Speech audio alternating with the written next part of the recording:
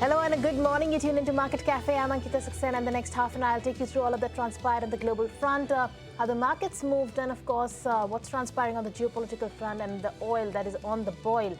Well, let's talk about the Wall Street and how that shaped up. Well, yesterday we saw cuts coming across Wall Street. Now, on account of two things. Firstly, we do have oil prices that remain elevated. We did see, a tanker that got struck off Saudi Arabia, and Trump has also escalated his threats to Iran. On account of that, we had elevated crude prices, and also on the back of a lot of earnings that have been trickling in on Wall Street.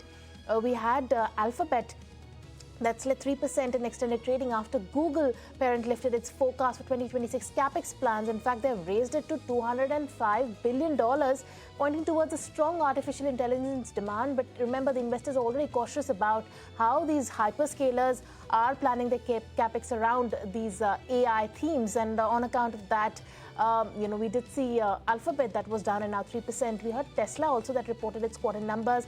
It was a miss that came on as far as the margin front is concerned. That slid, and also their free cash flow turned negative. So even Tesla was in focus on account of that. And we did see cuts coming across Wall Street. Dow Jones was absolutely flat. S&P 500 was trading down 0.1%. And NASDAQ saw the most drubbing. That was down more than 0.5% in trade. But like I mentioned, the oil prices, though, Brent crude is sitting above the $95 per barrel mark. 95.80 is where Brent is at. 1.8% uptick coming in right now. And WTI is also sitting with gains of 1.5% at $88.13 per barrel. So that's where the oil is at. So it's a fifth straight session of advances as far as the oil prices are concerned. But let's move on and talk about the Asian handover and what that really looks like. Well, we do see Asian markets that are really bucking the trend. We have S&P ASX 200 that is up in a way 0.7%. Nikkei that is trading up 0.7%. 478 points uptick coming in on Nikkei. Hang Seng is up 0.7%, but Shanghai is absolutely flat, though flip-flopping between the red and the green.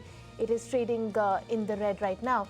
But look at the implied start to Nifty. That is reacting to the oil prices. 100 points of a downtick is what we are expecting at the start of these trades. So a gap down start is what we are expecting this morning on account of elevated